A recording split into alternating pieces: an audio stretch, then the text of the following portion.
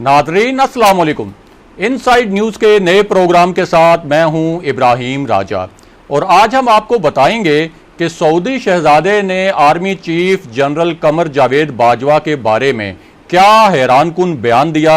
General Bajwa की Saudi वली अहद मोहम्मद बिन सलमान से मुलाकात के बगैर ही पाकिस्तान वापसी क्यों हुई, वो कौन सा मामला था जिस पर डेडलॉक पैदा हुआ और वो कौन सा मुतालबा था जिसे पाकिस्तान ने मानने से इनकार कर दिया। अगर आप इस खबर की तफसील जानना चाहते हैं और आने वाले दिनों में भी अहम मामलात से आगाह रहना चाहते हैं तो हमारे चैनल को सब्सक्राइब कीजिए। और अब बात करते हैं आज के मौजू पर, यानी जनरल बाजवा की सऊदी वली अहद से मुलाकात के बगैर ही वतन वापसी क्यों हुई और किस मामले पर डेडलॉक पैदा हुआ। लेकिन इससे पहले आपको इस दौरे से जुड़ी कुछ इंतहाई अहम तफसीलात बताते हैं। तो सबसे पहले आपको ये बताएंगे कि सऊदी वली अहद मोहम्मद बिन सलमान के भाई ने जनरल बाजवा के बारे में क्या हैरानकुन बयान दिया। तो आपको बताएं कि मोहम्मद बिन सलमान के भाई हैं खालिद बिन सलमान, जिन्हें सऊदी अरब में इंतहाई ताकतवर शख्सियत के तौर पर जाना जाता है और ये एक ऐसी शख्सियत है जिनके बारे में कहा जाता है कि वो आला अमरीकी हुक्काम को भी ज़्यादा खातिर में नहीं लाते। और इनके बारे में ये भी कहा जाता है कि इन्होंने एक बहुत ख़तरनाक और खुफिया मिशन पर भी काम किया और मगरबी मीडिया के मुताबिक वो मिशन ये था कि इनके भाई जो कि वली अहद हैं यानी मोहम्मद बिन सलमान, उन्होंने खालिद बिन सलमान को ये पैगाम पहुँचाया कि किसी तरह सहाफ़ी जमाल खशोगी को इस बात पर राज़ी किया जाए या कायल किया जाए कि वो तुर्की में सऊदी सफारत खाने से अपना पासपोर्ट वसूल कर सकते हैं और उन्हें इस दौरान कोई नुकसान नहीं पहुंचाया जाएगा। और मगरबी जो मीडिया है उसकी रिपोर्ट्स के मुताबिक ये पैगाम मिलने के बाद खालिद बिन सलमान ने जमाल खशोगी को ये यकीन दिलाया था कि वो बिला खौफ ख़तर इस्तांबुल में सऊदी सफारत खाने जाएंगे तो उन्हें कोई नुकसान नहीं पहुंचाया जाएगा और वो वहां से बाहिफाजत अपना पासपोर्ट ले सकते हैं। लेकिन बाद में जब ये सहाफ़ी सऊदी सफारत खाने में गए तो सऊदी जो एजेंट थे उन्होंने इस सहाफ़ी का कत्ल कर दिया। अब खालिद बिन सलमान हमेशा से इन इल्ज़ामात से इनकार करते आए हैं और इनके बारे में आपको ये भी बताएं कि ये अमेरिका से पढ़े हुए हैं, फ्रांस से इन्होंने जंगी कोर्सेज़ किए हुए हैं और शाह सलमान के जो बेटे हैं उनमें इनका 9वां नंबर है। अब जब army chief general Qamar Javed Bajwa और DGISI सऊदी अरब पहुंचे तो मोहम्मद बिन सलमान जो वली अहद हैं उनके भाई खालिद बिन सलमान से उनकी इंतहाई अहम मुलाकात हुई और इस मुलाकात के बाद खालिद बिन सलमान ने सरकारी तौर पर यह बयान दिया कि वो अपने भाई जनरल कमर जावेद बाजवा से मिले हैं, यानी पाकिस्तानी आर्मी चीफ को उन्होंने अपना भाई करार दिया। और इस बयान के साथ साथ उन्होंने आर्मी चीफ जनरल बाजवा और DGISI जनरल फैज़ हमीद से मुलाकात की जो तस्वीर है वो भी सरकारी तौर पर बाज़ाब्ता तौर पर जारी की।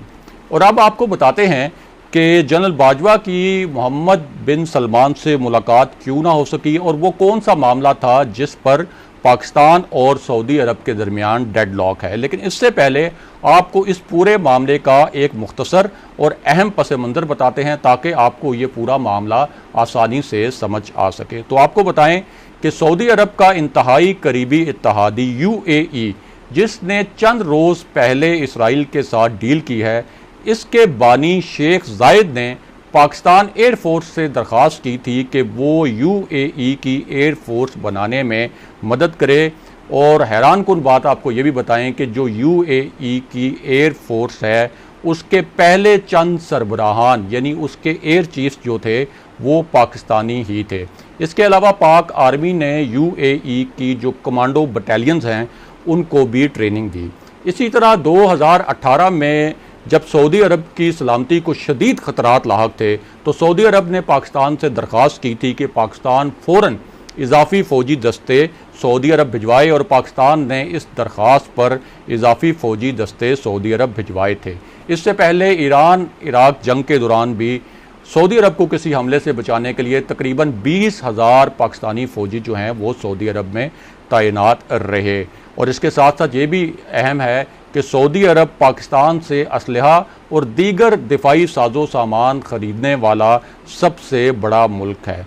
अब अरब खित्ते के साथ इस किस्म के इंतहाई अहम नोयत के दिफाई ताल्लुकात के तनाजुर में जनरल बाजवा और DGISI ने सऊदी अरब का दौरा किया।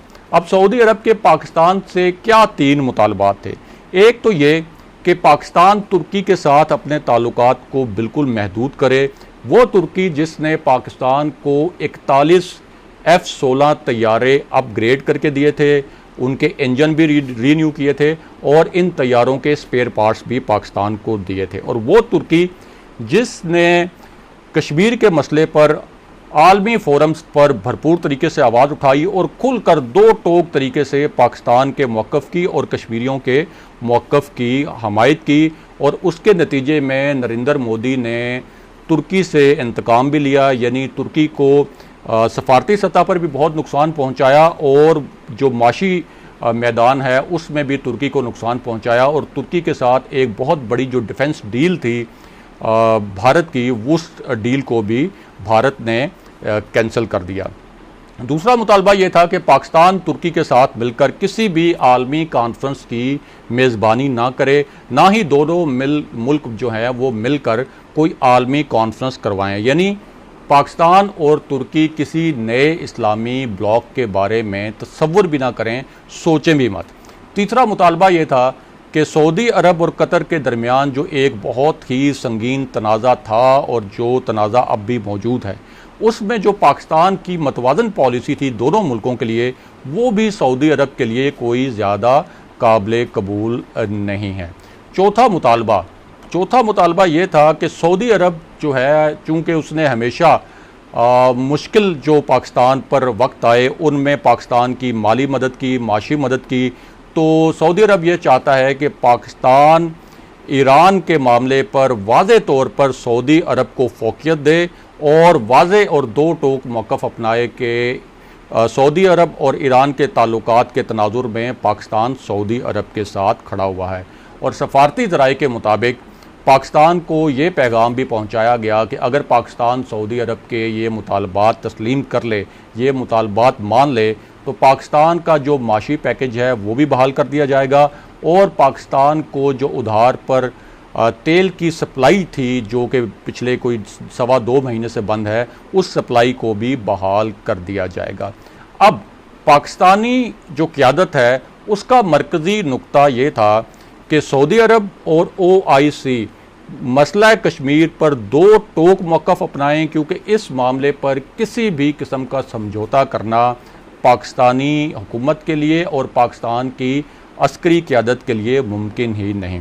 अब हमारे सफारती जो ज़राए हैं उनका ये कहना है कि चूँकि सऊदी अरब और दीगर अरब मुल्कों में तकरीबन 45 लाख पाकिस्तानी रहते हैं, जो तकरीबन 12 से 13 अरब डॉलर जो हैं वो हर साल पाकिस्तान भेजते हैं।